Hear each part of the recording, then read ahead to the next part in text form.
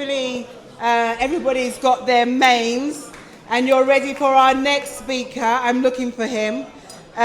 He's reintroduced the red hats. I'm not that keen, but still. I'd like to invite... Have you finished chewing, Steve? Finished chewing? Oh my God, he's brought it with him.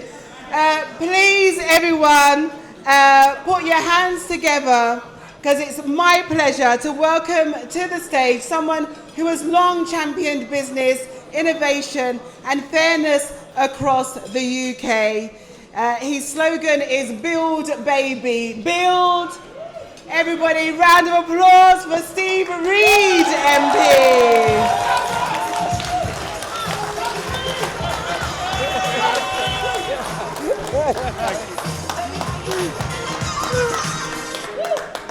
Thank you very much, the last one. Yes, I brought it with me. Oh my God. So he's not... Actually, my reader bought it with him and gave it to me, but that's what I ended up with. All right, okay. I mean, first of all, Ibrahim, what a tour de force, what an incredible speech. Thank you for articulating what Labour is all about so beautifully. That was fantastic. And Dawn as well, and our amazing newly elected Deputy Leader, Lucy Powell. So fantastic to see you in your new role. We were both elected in by-elections on the same day. It was about 13 years ago now, but who would have thought we'd have been in positions where Lucy is our Deputy Leader, and I couldn't be more honoured than to be a member of a Labour cabinet in a Labour government. It's amazing what life can bring to you sometimes. Woo!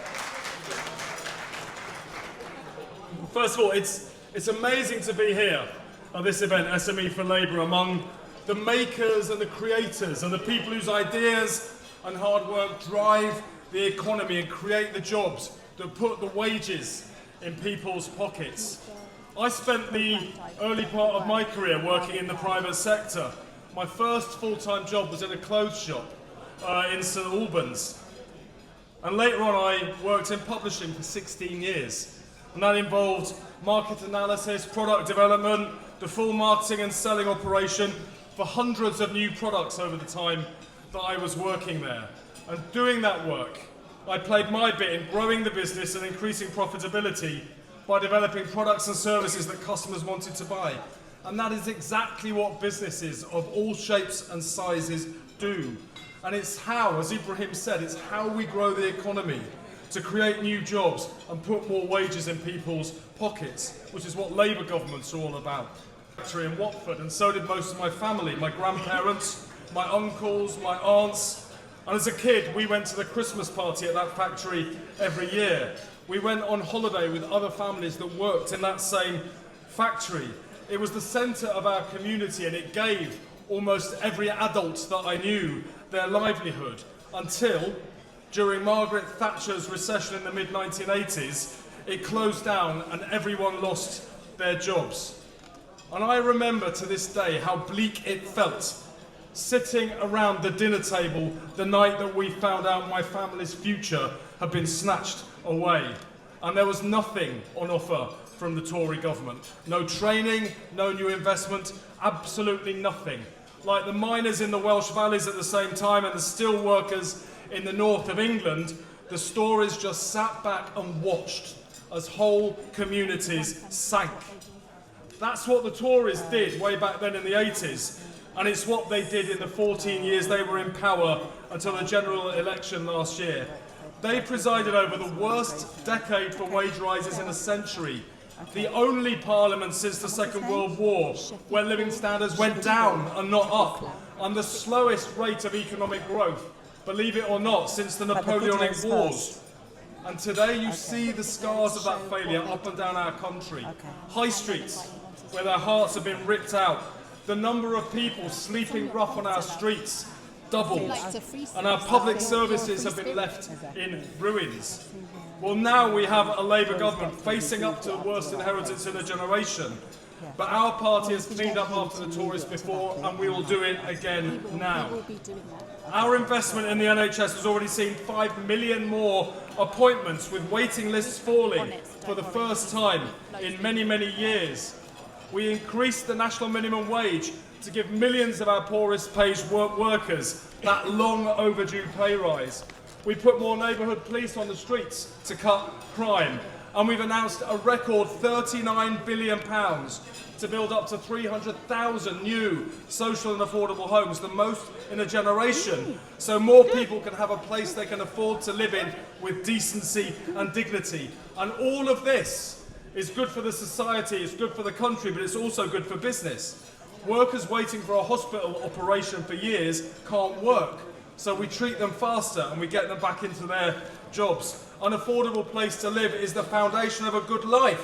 That is why we're going to build, baby, build.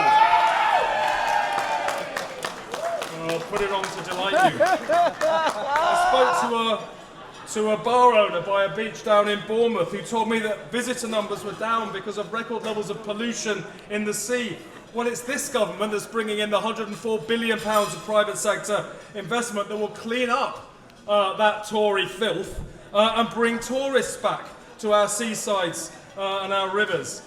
The Tories hollowed out Britain's high streets, where so many of our small businesses are based. So Labour has launched the Pride in Place programme that will see over 240 of our poorest communities receive up to £20 million each to put pride back into their local area. And best of all, it's boards of local people who will decide for themselves how to spend the money on better public services, improved public transport, skills training, business startups, places to learn, places to socialise.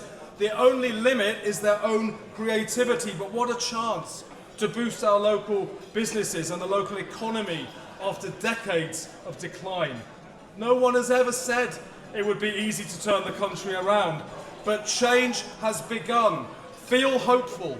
As we move through the coming years, this country will be faced with a very, very clear choice. Patriotic national renewal with Labour or division and decline under our opponents in the Conservative Party and in Reform.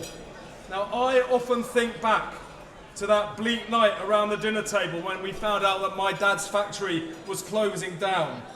I'm in politics because I never want any other family to go through what we had to go through. I want families that are having a tough time to know that they have a government that is on their side, because we know how much the security of a decent job and a decent home means to people and their families and to their communities. And we know in this party, and we know in SME for Labour above all, that it's by supporting those good businesses to succeed that we can provide the economic security and the opportunity that the people of this country deserve. Thank you so much.